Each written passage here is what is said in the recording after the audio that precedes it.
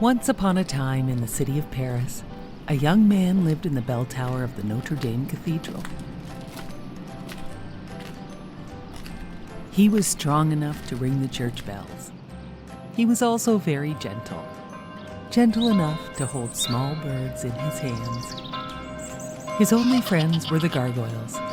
They did not mind that he had a hunchback and a face so ugly that his evil, cruel master named him Quasimodo, which means half-formed. Quasimodo knew nothing of the world below him. He only knew what his master told him. His master even taught Quasimodo to think of himself as a monster. Quasimodo wanted to join the crowds below him on the streets of Paris so bad, but his master would never let him leave. Quasimodo spent his days carving small wooden figures, wishing he could see the whole world below. Once a year, Paris celebrated the Festival of Fools. The gargoyles convinced Quasimodo to climb down the tower and attend the festival. Everyone wore masks at the festival, so no one would pay attention to Quasimodo's looks. Quasimodo went to the festival and saw the most beautiful gypsy dancer, Esmeralda. The master's newest soldier, Captain Phoebus, saw Esmeralda and also thought she was the most beautiful. All of a sudden, the crowd grabbed Quasimodo and made him king of fools, until they found out his face was not a mask. He was a monster. They tied him down with ropes so he could not escape. Quasimodo begged his master for help, but he refused. All of a sudden, the beautiful gypsy Esmeralda cut Quasimodo free and yelled at his master. "You mistreat Quasimodo like you mistreat my people," Esmeralda said. "You will pay for this," yelled the master, and he ordered his new Captain Phoebus to arrest her. Esmeralda snuck away into the cathedral with her goat. Captain Phoebus found her there and did not want to arrest her. He told her she could claim sanctuary as long as she stayed inside the church. "If she sets one foot outside this church, she will be my prisoner," said the cruel master. Quasimodo and Esmeralda became great friends. Quasimodo was confused because the master had told him how bad gypsies were, but Esmeralda was kind and good. And she did not think Quasimodo was a monster at all. "I think the master is wrong about both of us," said Esmeralda. Quasimodo helped her plan her escape. Quasimodo carried Esmeralda and her goat down the church walls to the street one night. She gave Quasimodo a special amulet and said, "Use this if you ever need help. It will show you how to find the Court of Miracles, the secret gypsy hideout." She promised she would visit Quasimodo again and kissed him on the cheek. When Esmeralda returned, she brought Captain Phoebus, who had been badly wounded. "The master attacked us, and Captain Phoebus tried to help. Please help him get well." Quasimodo agreed and hid the captain in the bell tower. The master still wanted to find the gypsies and thought Quasimodo might know where to find them all in their secret hideaway. The master tricked Quasimodo and told him he knew where the secret hideaway was, and he would attack the gypsies at dawn with 1,000 of his soldiers. This was just a trick by the cruel master. Quasimodo and Captain Phoebus decided they must use the special amulet to find Esmeralda and warn her. They secretly made their way to the Court of Miracles, but they had no idea the master and his soldiers were secretly following them. Quasimodo and Captain Phoebus led them to the secret gypsy hiding place. "Take them all away," the cruel master yelled to his soldiers. "No, please," begged Quasimodo. But the master had a heart of stone. The next day, the master had chained up Quasimodo in the bell tower and was going to punish Esmeralda in the courtyard below. Quasimodo broke his chains and rescued Esmeralda and brought her to safety in the bell tower. The master tried to break into the tower with his soldiers, but the gargoyles beat the master and his men. At At last, the master's evil reign was over. The people of Paris cheered. Hip hip hooray for Quasimodo! Finally, Quasimodo understood he was not a monster at all. But to the people of Paris, he was a great hero. Once upon a time, there was a man and his wife that had wanted a baby for so long, but had never had one. One day, the wife gave her husband the awesome news that they had waited so long for. They were going to have a baby. They lived in a house overlooking a big garden full of fresh vegetables and flowers. Sadly, the garden was protected by a high wall with barbed wire on the top. The mighty witch who lived there wanted no one in her garden. Everyone was very scared of the mighty witch. One day, the wife was so hungry for the fresh radishes. She saw them growing in the witch's garden, but she knew she could not have them. Although she really, really wanted them, she thought she might die if she did not have them. Her husband worried so much about her. She told him, "I think I will die unless I can have some of those radishes that grow in the witch's garden."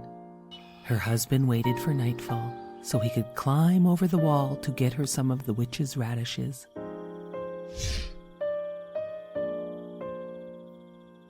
He got her some and climbed back over. She made a big radish salad, and it made her feel so much better. But she knew she wanted more radishes. So her husband snuck over the wall at night to pick more radishes. As he was climbing back over the wall, the witch was standing right below him. "How dare you steal my radishes?" said the witch. "My wife thought she would die if I did not get them for her. I am very sorry." "If this is true," said the witch, "you can have all the radishes you want, on one condition. You must promise to give me your child to raise as my own." The man was so scared he agreed to whatever she said just to get away. When the beautiful child was born, the witch came and took her away, just as she had threatened. She named her Rapunzel, which means radish. Rapunzel grew more and more beautiful every day, and on her 12th birthday, the witch locked her up in a high tower deep in the woods. The tower had no stairs, no door, only a small window. Rapunzel had beautiful long hair that had never been cut, and when the witch wanted to go up to see her, she would cry, "Rapunzel, Rapunzel, let down your hair." The witch would climb up her hair to see her. This went on for years. One day, a prince was riding by the tower and heard Rapunzel singing. He looked at the tower but had no idea how to get in. So he left. But he came by the next day and saw the witch crying, "Rapunzel, Rapunzel, let down your hair." And he saw the beautiful girl who sang, let down her hair for the witch to climb up to see her. The prince returned at dusk and cried, "Rapunzel, Rapunzel, let down your hair." Rapunzel could not believe it when the young prince appeared, and it was not the witch. They fell in love at first sight. They made a plan for Rapunzel to escape. The witch found this out and cut off Rapunzel's hair and hid her away far from the tower. That night, the witch waited for the prince. He cried, "Rapunzel, Rapunzel, let down your hair." The witch threw out Rapunzel's hair, and he climbed up. To his surprise, it was the witch, not Rapunzel. The witch cursed him. "You will never see again." And with that, he was blind. For some time he wandered the forest, hoping to hear Rapunzel singing again. And then, one day, he heard her singing. He followed her voice and found her. They hugged and Rapunzel cried, so happy to see him again. One of her tears fell on his face, and a miracle happened. He could see again.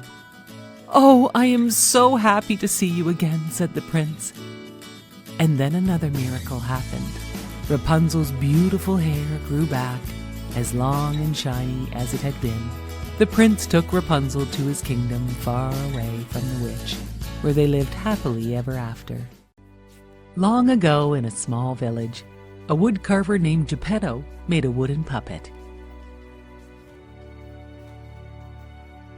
It looked so much like a real boy that Geppetto gave it a name, Pinocchio.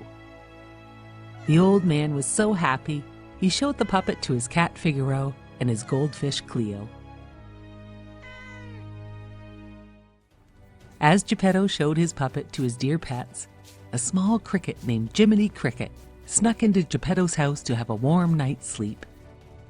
Jiminy Cricket watched as Geppetto set the puppet down and gazed out the window at the stars. "Look at that! The wishing star!" Geppetto cried. Geppetto wished Pinocchio was a real boy. Soon it was bedtime, and Geppetto, Figaro, Cleo, and Jiminy Cricket all fell asleep. Before long, a beautiful light filled the workshop and woke up Jiminy Cricket. It was the Blue Fairy. She had heard Geppetto's wish and was there to make Pinocchio a real boy. She touched the puppet with her magic wand, and Pinocchio came to life. But Pinocchio had to prove he was brave, truthful, and unselfish to become a real boy. The Blue Fairy knew Pinocchio would need help, so she made Jiminy Cricket his helper, so he would help him to choose between right and wrong, and prove himself. Geppetto was delighted with Pinocchio, and he sent him off to school like a good parent. On the way to school, Pinocchio met a sly fox, who said Pinocchio could make a lot of money and didn't have to go to school. Jiminy Cricket didn't trust the sly fox. The sly fox said he could spend all of his time having fun in the theater instead of studying at school. Pinocchio said, "Okay!" and off he went with the sly fox to the theater owner. That night, the theater owner put Pinocchio on stage. He was a big hit as he sang and danced for the crowd. The crowd threw money on the stage. Jiminy Cricket, who was in the crowd, worried. After the show, the theater owner locked Pinocchio up and said, "You will live here and make me lots of money." Pinocchio and Jiminy Cricket wondered how he could escape. Luckily, the Blue Fairy arrived. She asked Pinocchio why he missed school. He lied. She asked him more questions, and each time he told a lie, his nose grew longer and longer. The Blue Fairy reminded him to tell the truth if he wanted to be a real boy. Pinocchio promised he would tell the truth. She fixed his nose and set him free. The next day, Pinocchio met the sly fox again. The sly fox convinced Pinocchio to not go to school, but instead play and have fun all day. Pinocchio followed the fox, not returning home after regular school time. Geppetto was worried and went to look for Pinocchio.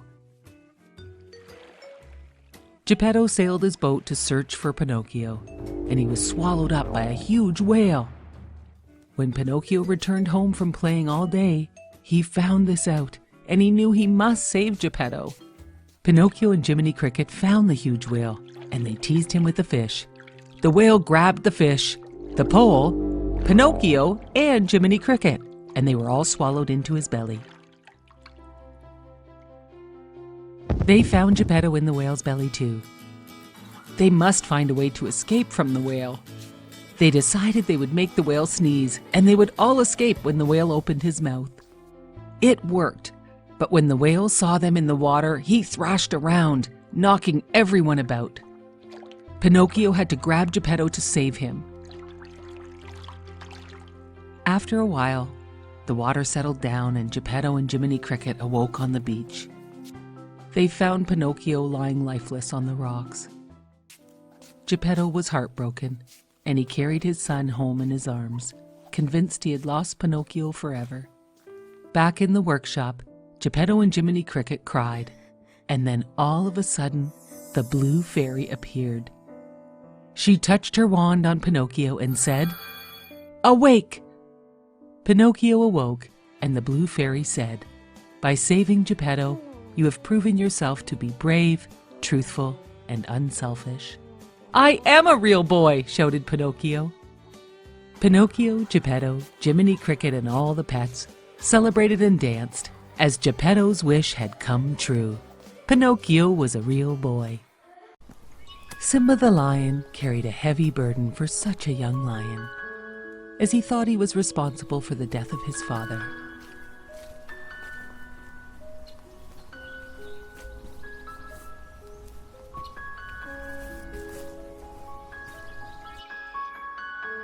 His meerkat, warthog, and other animal friends wanted to help Simba laugh again. "You must put the past behind you," they all told him. "Hakuna Matata!" Hakuna Matata means no worries, they told Simba. Soon Simba felt much better as he joined his animal friends.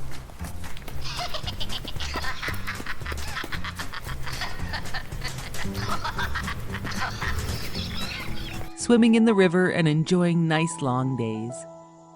As long as Simba did not think about his father's death and the painful memory of his Uncle Scar, telling Simba that he was responsible for his father's death. Scar had told Simba to run away. Simba felt like he was always running away. One day, while playing, a beautiful lioness chased Simba's friend the warthog.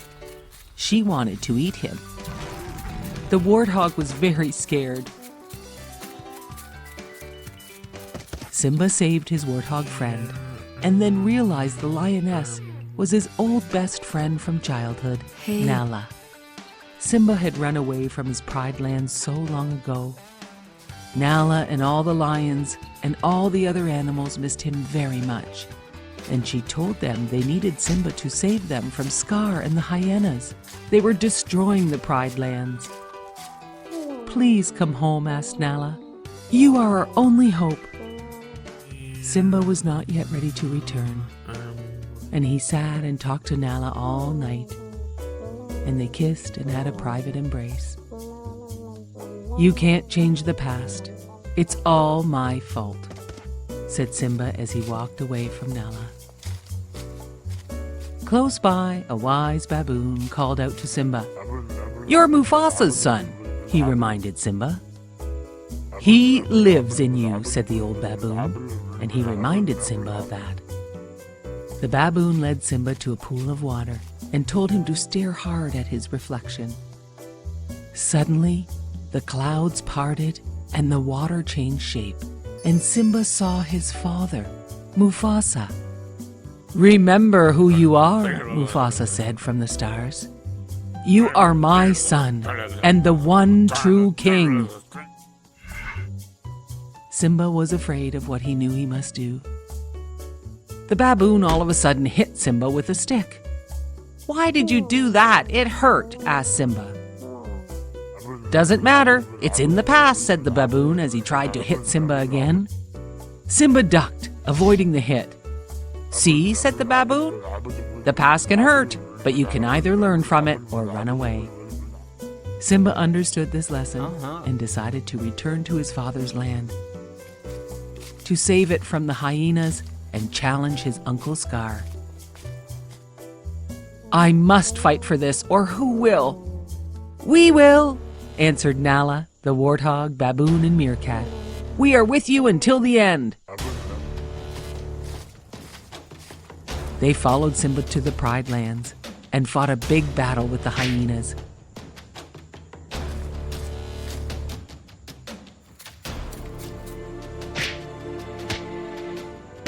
Simba fought his evil Uncle Scar. Scar admitted, "I killed your father, Mufasa." When Simba heard this, a great anger surged through him. Anger for the death of his father. Anger for years of guilt. Anger for the destruction of his home, the Pride Lands. With a great roar, Simba flipped his uncle over the rock. Scar was defeated.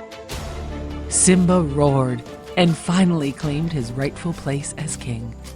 Nala was waiting for him and told all the animals that Simba was now king of the land. As news of Simba's return spread across the vast land, all of the animals once again roamed free. The land began to heal, and Simba and Nala ruled as king and queen.